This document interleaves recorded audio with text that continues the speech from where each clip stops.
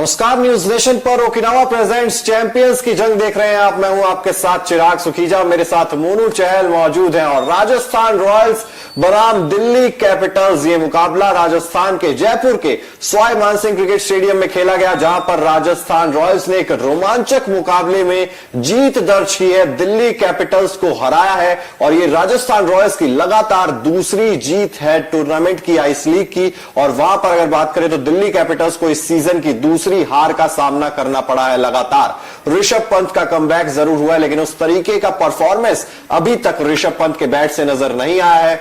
लेकिन इस जीत के सबसे बड़े हीरो रहे रियान पराग, जिन्होंने तूफानी बल्लेबाजी भी की और राजस्थान को मुश्किल से भी निकाला। सबसे पहले मोनू, राजस्थान रॉयल्स जीती है और आपकी दिल्ली कैपिटल्स हारी है, इस पर आपका क्या रिएक्शन है? यार बड़ा बुरा लग रहा है यार। एक तो हार आई हो, लगातार दूसरी हार आई हो, तो और तीसरी इंपॉर्टेंट चीज है कि ऋषभ पंत इस टीम में आए जरूर है। पहले मैच फीके रहे और आज भी ऋषभ पंत देखें तो 26 गेंदों पर 28 बनाए हैं। वो ऋषभ पंत जो फिनिश के लिए जाना जाता है, लेकिन 26 गेंदों पर 28 रन ये जस्टिफाई तो नहीं करता ऋषभ पंत के साथ। अगर आप ऊपर से भी देखोगे तो डेविड वार्नर ने 49 जरूर बनाए, लेकिन वो मैच फिनिश नहीं कर पाए कोई बल्लेबाज। अगर आप दिल्ली कैपिटल्स की पूरी बैटिंग लाइनअप देखोगे तो नंबर 3 पर कौन खेलने आए? रिकी भुई। अब ये समझ से थोड़ा परे है, क्योंकि वहां पर कई ऐसे बैट्समैन थे, ऋषभ पंत भी ऊपर आ सकते थे, इसके अलावा ट्रिस्टन स्टब्स उसको भी ऊपर प्रमोट कर सकते थे, अभिषेक पौडेल भी एक बार फिर से उनके पास हीरो बनने का मौका था चिराग यहां पर भी, क्योंकि पिछले मैच में उन्होंने बड़ा इंप्रेस किया था, लेकिन यहां भी वो हीरो बन नहीं पाए। और रही बात राजस्थान की बैटिंग की, तो भाई ज्यादा रन बन गए थे 186, क्योंकि लास्ट ओवर अगर छोड़ दें उससे पहले तो लगा था कि यार 150 के साथ बड़ी मुश्किल से बनेंगे, लेकिन वो जो 186 पहुंचे वो क्यों पहुंचे? क्योंकि एक ओवर बड़ा महंगा 25 रन आए ना, आई थिंक उसमें। बिल्कुल, देखिए 25 रन आए थे और रियान पराग का तूफान आया था।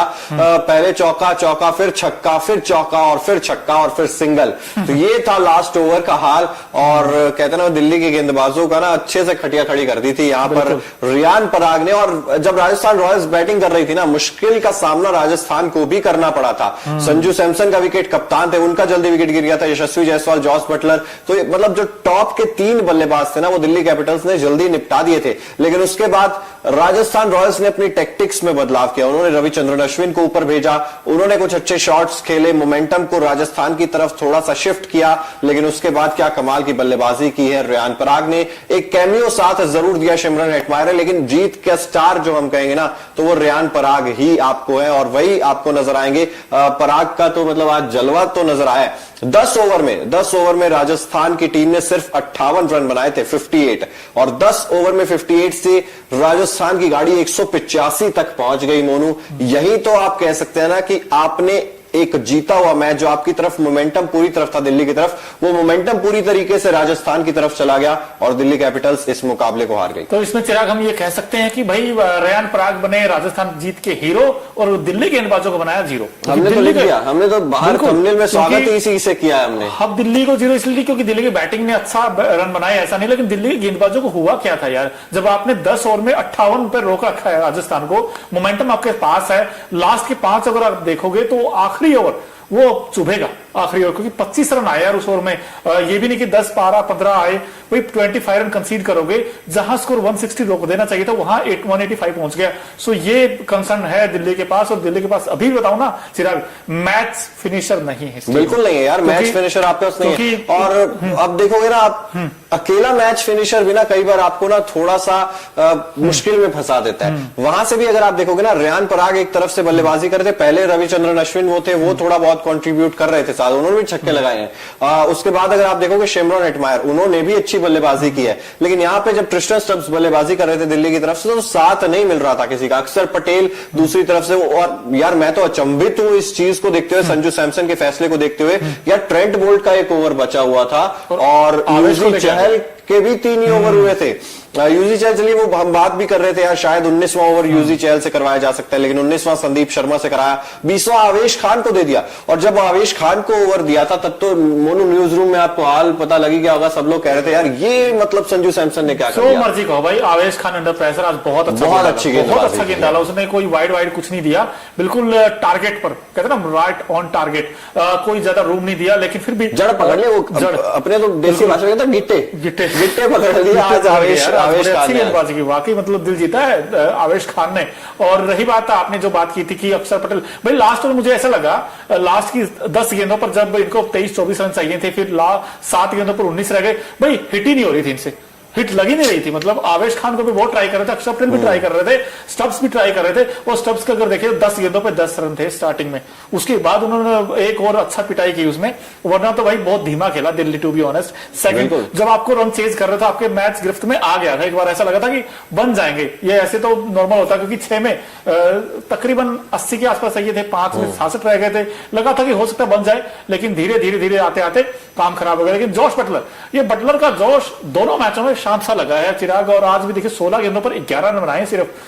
बटलर के लिए भी थोड़ा सा कंसर्न है, इस टीम में स्ट्रगल करते नजर आ रहे हैं, लेकिन यशस्वी जायसवाल उन्होंने भी आज उतना इंप्रेस नहीं किया। लेकिन तेज गेंदबाज की बात करें, लेकिन कुलदीप यादव बड़े आज भी महंगे साबित हुए भाई, 4 में 41 दे दिए, 10 से ऊपर का इकॉनमी है, एक ही विकेट इनको मिला, क्योंकि राजस्थान का जो स्वामी मानसिंह स्टेडियम है ना, वो रास सा आया नहीं है कुलदीप यादव, रास नहीं आया। और देखिए ये मैं पूछना चाह रहा हूँ कि भूई, अब ये 2 मैच हो गए, दोनों ही फ्लॉप हुए, ये किसकी सोच है, क्यों इनको नंबर 3 खिलाया गया भाई, मेरे समझ से परे। आप स्टोरी करने वाले हो ना, कौन है? जब आप यार मतलब कोई बल्लेबाज चलता है तो आप तुरंत बता देते हो कौन है। जब हर्षित राणा ने वो ओवर डाला था केकेआर के तरफ से एसआरएच के खिलाफ, जब क्लासेन और वो मार रहे थे, आपने तुरंत आपने ऑन किया कैमरा, मैं हूं मोनू चहल, हम आपको बताएंगे कौन है हर्षित राणा। नहीं, आज आप बता नहीं रहे रिकी भुई कौन है, बता देंगे, लेकिन इनका नाम ना इनके टीम मैनेजमेंट में रिकी पॉन्टिंग है, स्टोरी चाहिए उनसे मिलता जुलता है ये रिकी, पर वो ऐसा काम किया नहीं पॉन्टिंग वाला जो इन्होंने कल एक स्टोरी बिल्कुल रिकी भुई पे, ये आखिर ये रिकी भुई क्या है, कहां से आते हैं, किसके लिए खेलते हैं, ये सब चीजें आपको कल हम बताएंगे, क्योंकि आज तो देरी हो गई थोड़ी। लेकिन देखिए जिस तरीके से ये रन चेज करना चाहिए था दिल्ली कैपिटल्स को, उसमें भी कई सारी चीजें आप फैक्टर्स नोट करेंगे। वहां पर डेविड वार्नर सेट हो चुके थे, विकेट उसके बाद डेविड वार्नर गिरा, और बाय द वे यहां पर राजस्थान से भी कैच छोड़ा था, ट्रेंट बोल्ट के पास कैच जारी थी ट्रिस्टन स्टब्स की, हो सकता था ये पहले ही मैच जीत जाती राजस्थान रॉयल्स, लेकिन उन्होंने भी गलतियां की। लेकिन उन गलतियों को कहते हैं ना कि कोई अगर भाई एक लूप होल मिलता है ना अगर आपको, तो उसमें आपको घुस जाना होता है, फिर आपको पकड़ लेनी है वो खामियां, वो गलतियां। लेकिन दिल्ली कैपिटल्स ने ना वो गलतियों को जो राजस्थान कर रही थी उनको पकड़ा नहीं। सिराज यार देखो, अब लोग हमेशा कहते हैं कि भाई चमत्कार है तो नमस्कार है, यहां पर चमत्कार हो सकता था, क्योंकि 10 गेंदों पर 9 बनाए किसने, अभिषेक पौरेल ने, जो फिनिशर के लिए जाने जाते हैं दिल्ली के लिए। अक्षर पटेल 13 गेंदों पर 15 बना रहे हैं। बताइए जब आपको इस तरीके की सिचुएशन हो तो वहां पर तो आपके मैच ये हाथ में था, लेकिन आपने 2 पॉइंट बड़े इंपॉर्टेंट पॉइंट आज आपने गंवाए हैं। ये आप फिर टॉप 4 के लिए फिर दिक्कत आएगी दिल्ली के लिए, फिर किसी और पर डिपेंडेंट रहना पड़ेगा कि यार ये उसको हरा दे, वो उसको हरा दे। लेकिन आज आपके पास अच्छा मौका था राजस्थान को राजस्थान में हराने का। अब संजू सैमसन की बात करें तो वही 15 रन बनाकर आउट हो गए, 14 गेंदों का सामना किया।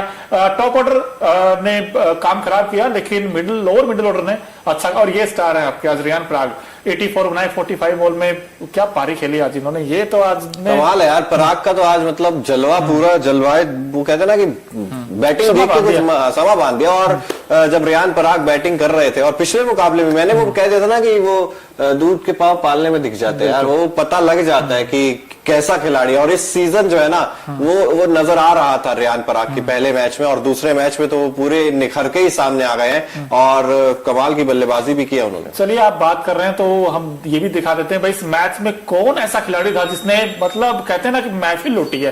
तो ओकिनावा की जो स्कूटी आप देख भी रहे होगे, ये कई कलर्स में आती है, कॉस्ट इफेक्टिव भी है।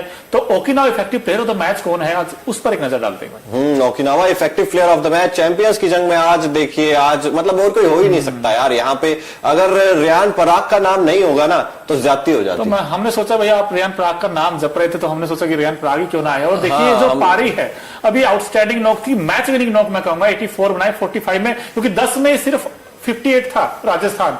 अब इन्होंने जो गियर चेंज किए हैं, 5वें गियर में बैटिंग की है लास्ट ओवर में, तो 186 का अमेजिंग स्ट्राइक रेट, 7 चौके, और गेंद जितनी एक ओवर में होती उतने ही छक्के लगाए 6 पारी में। कमाल यार, कमाल की बल्लेबाजी है। और जैसे हम अक्सर बात करते हैं ना, ओकिनावा का हर स्कूटर कोस्ट इफेक्टिव है, इतना इफेक्टिव है कि मतलब आप सोचेंगे यार बहुत मजा आ रहा है इसे चलाने में, और दूर तक चले जाते हैं, खर्चा बहुत कम आता है इसको।